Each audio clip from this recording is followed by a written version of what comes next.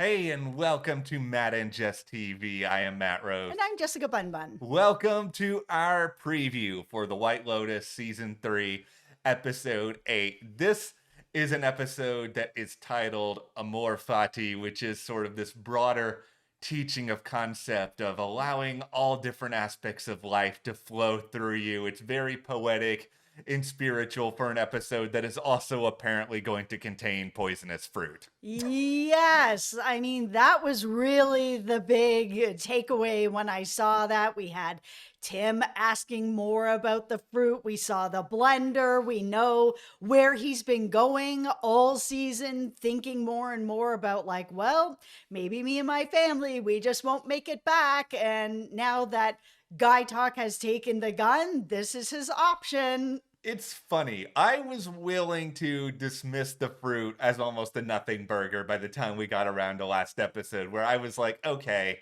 maybe it was just a red herring. Maybe No. the real poisonous fruit are the friends we make along the way on the White Lotus, because it's like, there's only so much time left, right? Like, where are they going to bring all this back? And then, lo and behold, in the promo, here comes the return of Pam, aka Yeah. Phone Lady, aka now Fruit Lady. Yeah, I mean, she warned them at the beginning. She's warning them again at the end.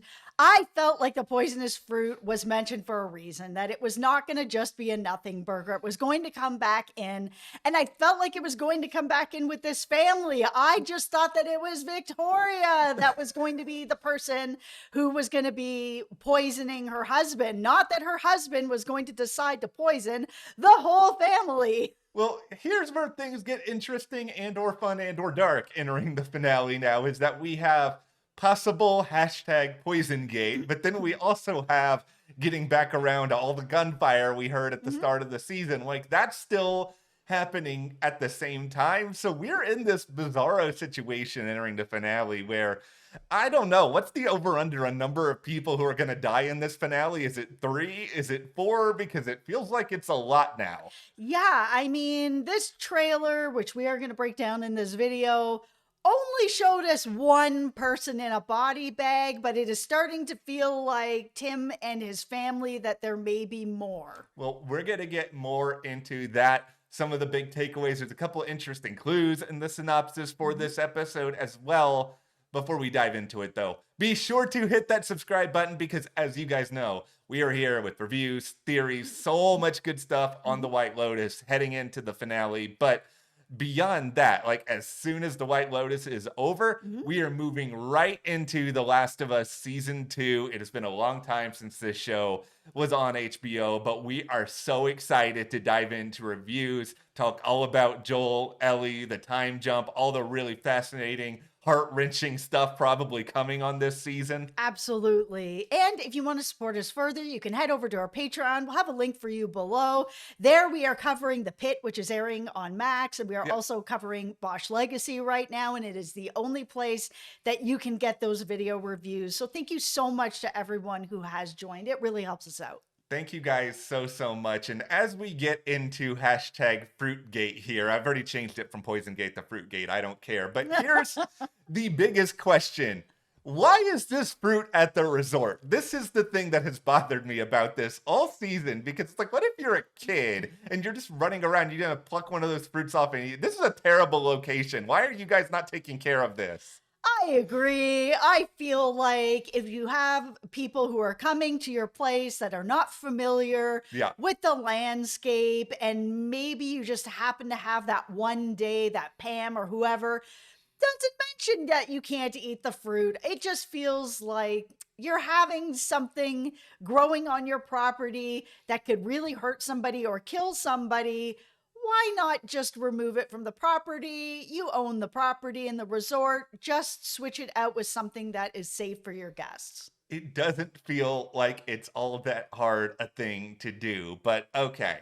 Timothy Ratliff, as you have set it up, it feels very likely that he's out to poison his family. I'm going to present a tinfoil hat here really quickly, because we know in the world of White Lotus, nothing really goes fully according to plan.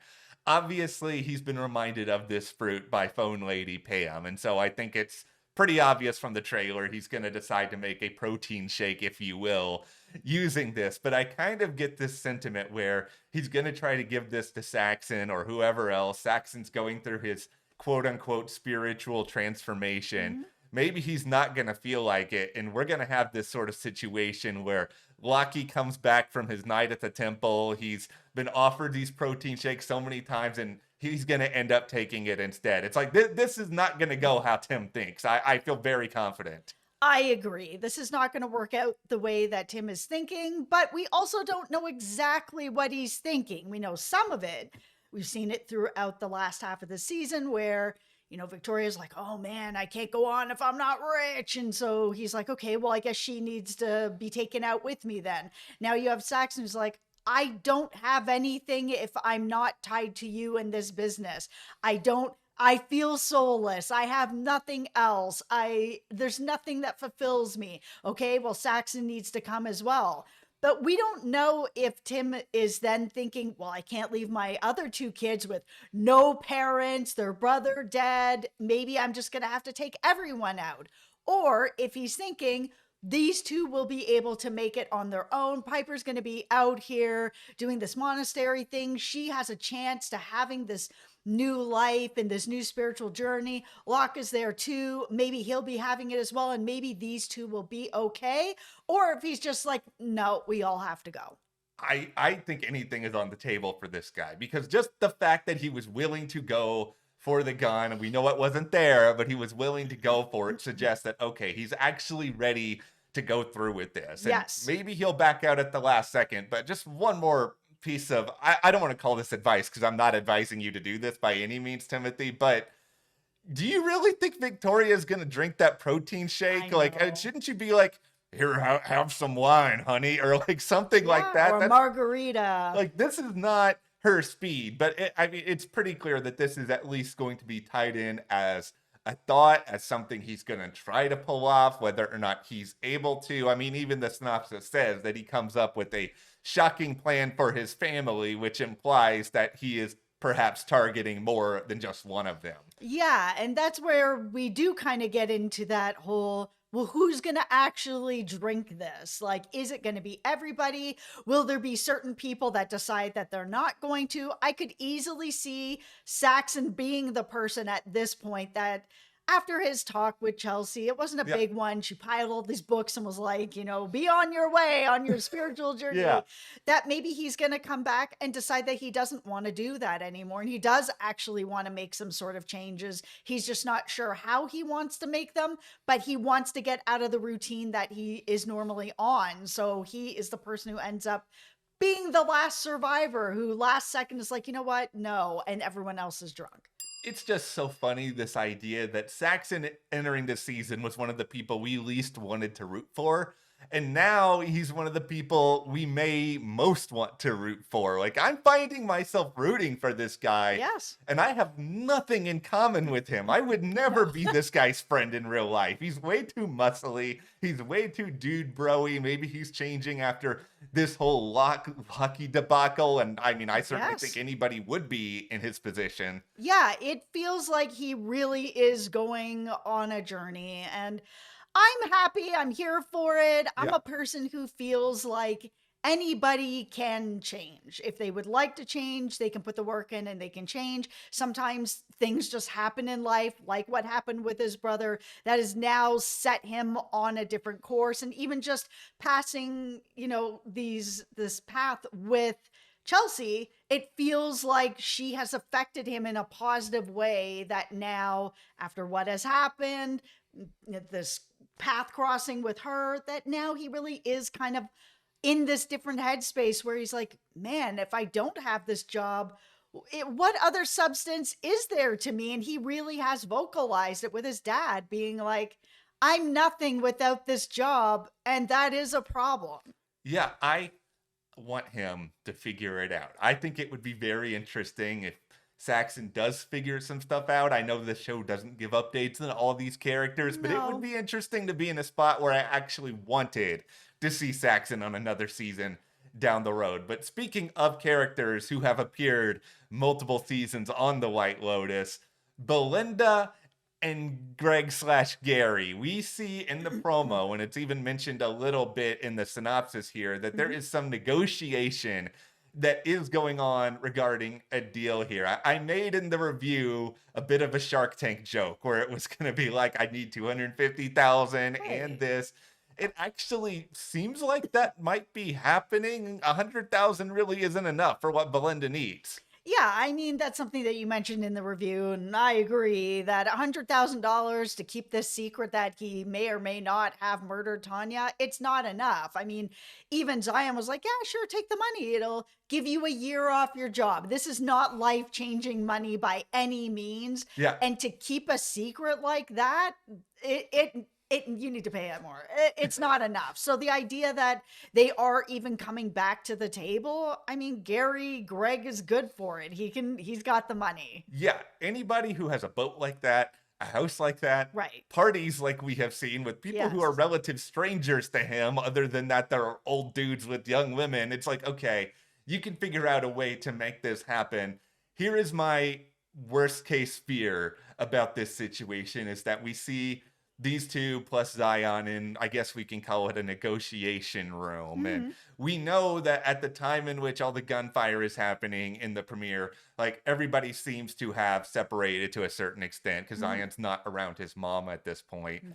Is this a situation where talks break down, there's no deal that's seemingly made, and then 20 minutes later, 30 minutes later, Gary calls up somebody and is like, hey, stooges, they're not taking the money. Go in and finish the job or whatever else. Because Zion is like immediately afraid for his mother when all of this happens. And that does make me feel like these talks are not successful. And he immediately sort of realizes that, okay, maybe my mom did have a reason to be afraid. Yeah, I think that the talks are not going to go well, but I still don't think that it's Gary that's going to hire people to come in and do this. My tinfoil hat from the review, I'm still sticking with it, especially after seeing this preview where we see Guy Talk trying to kind of maybe do something about Valentin and what he learned and what he figured out, that he had something to do with this robbery on his watch and he doesn't want to just let it go. It feels like Guy Talk is going to in some way confront this situation, and because he's had this gun for a minute, he's had like 1 hour of training with it, it just feels like he's going to try to do the right thing, and with doing that is going to shoot the wrong person. Guy Talk is going to put on the Superman cape. But the problem, Guy Talk, is you are not from the planet Krypton. You are not prepared for anything that is going to be coming your way. And I don't think Guy Talk is going to be the person or people who end up dying in this just because it feels like, yeah, we're going to see either an accident or something a little bit more random happen. I am paralyzed with fear about Rick and Chelsea at this point. Like, we've already done a whole video here at the channel talking about whether Rick is going to die. They give us the most romantic final scene of a movie tease in this trailer of Rick and Chelsea running into each other's arms. And I'm just sitting here being like, you guys are so in love. I'm so happy this is all worked out. It's not going to go. It's not going to work out. This is the thing. Okay, I said this in the review, and my hope is seeing this in the preview that they have figured out how to be more of partners, because the way that Chelsea was talking about their relationship, where she was like, I'm Hope and he's, in this horrible grief and wallowing and I'm here to save him. Those relationships are not healthy. You don't want to be in this sort of relationship with someone who's here to save you. That's not really a partnership. And my hope was that he was going to get peace from what had happened. And it looks like he did. And that she would feel that she no longer has to save him and she would be on a different path where then they would be partners. Because the alternative is, if Rick is saved, then what is Chelsea doing anymore if she really feels like she needs to save somebody, right? But seeing them together in the preview, where it does look like something out of a rom-com where they're jumping, into each other's arms, he's smiling, they're happy, they're in love. I'm like, yes, I'm here for all this. But we have had these theories that we are worried that they're not going to get their happy ending, that Rick is going to end up trying to save Chelsea. Chelsea has said bad things come in threes. She's already had 2 sort of brushes with death here. Is this going to be it? There have been so many people in our comments across the greater internet for weeks saying that Chelsea is going to die. And yes, this is the other thing I'm very paralyzed about, because it's just a split second in this trailer, but we paused it a couple of times. At one point, you see briefly Sam Rockwell is like punching something. Yeah, it looks like he's punching one of those like butlers at home that you put like a jacket on, stuff like that. He's not happy. And I mean, this may be just because he just fell off the wagon and he's really mad at himself for that. It could be as simple as that. But what I'm... Or that he can't find his pants, because like, where's his... Where's everybody's pants on the White Lotus? First, we have Sam Rockwell, we have Jason Isaacs. It's just HBO at this point, because it's happening on Gemstones, it's happening on House of the Dragon. Everybody is full D on HBO. It is the place to go for full D. HDO. They need to change the name of the network. But okay, like, this is my real fear at this point, is that, you know, we saw Rick push over Jim and their confrontation that I know a lot of people felt like it was unsatisfying, but, you know, I felt like it worked for the show that we're getting. But anyway, Jim is still very much alive out there. I don't think he died because he got pushed over. And this could be a situation where Jim has decided to retaliate on Rick, and there's something going on there, and maybe Frank had come back with him to the White Lotus and he's realizing it, and he's really, really angry. And that's why they do such a good job of crafting these trailers, because they're really not tipping their hat one way or the other as to like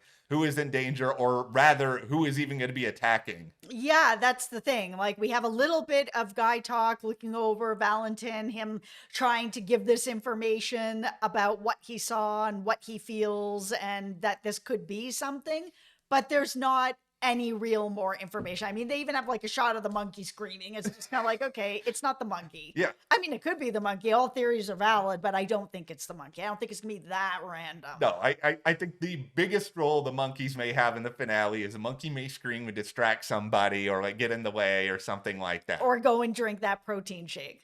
That actually, okay, now that's really sad. I hate myself for even saying that or thinking that. This is a very dark show. That's actually very, very possible that that's ended up happening. But it is. I mean, we only technically saw like one body bag in the promo. Yeah, like, we did. It's possible we lose more people than that. It's just like that is sort of the vibe they're trying to get across at this point. Yeah, I mean, in the premiere, we heard multiple shots. So is there multiple people, or did just one person? We only saw one body floating. We've only seen one body bag. So could it just be one person gets shot and then the entire other family gets killed by poisoned fruit? Okay, I'm gonna utter some famous last words here, and I will be terribly wrong, and I will just metaphorically pie myself in the face after the finale. I think the 3 friends are safe. I don't think any of them are involved in the gunfire. I don't think any of them are going to die. The only way we lose one of them is if it's just like a pure and simple accident. It feels like this is just sort of a separate show that Mike White has kind of thrown into the White Lotus because they needed something else this season. I'm not mad about it. I'm just saying that's kind of what it feels like. I feel like everybody put on your hard hat. We're going to lose Mook, and that's who it's going to be. That Guy Talk and Valentin are probably going to be having some sort of fight with this gun, and it's going to go off, and it's going to be somebody who's just an innocent. That's sort of what I'd been feeling. But because we've had this big love story with them, even though I'm a little more out on Mook after this last episode where she's kind of trying to change him into something that he's not, and just not accepting the way that he is and loving him for who he is. We all love you, Guy Talk.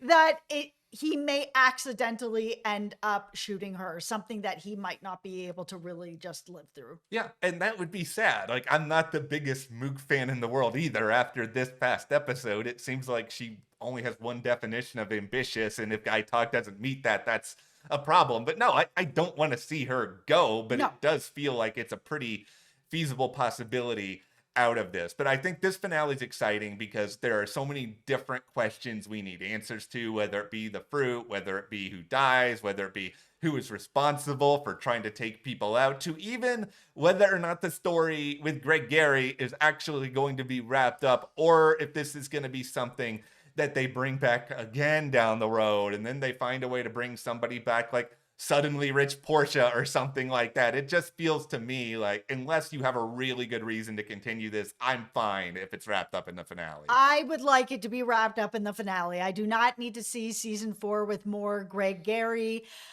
We all miss Tanya on the show, but she is gone. And the way that they're sort of keeping her story going, that's like, okay, Tanya's not here, but we're going to try to get, some sort of justice for Tanya. Yeah. It's like, okay, great. This season needs to just get that justice and let us all move on, because it's not really, for me, helping me move on from losing Jennifer from the show by continuing to talk about her. Like, let's get justice for Tanya. Yeah. Then we can all move on into some news stories. And one of those news stories could be we end up losing Timothy in the finale. Maybe we end up losing Lockie. Season 4, Victoria Ratliff is in Norway or wherever it is, and she's just like, I'm looking for a new husband. Or so, Parker Posey, you are now cast in my dream White Lotus season 4. But okay, let's turn this over to you guys.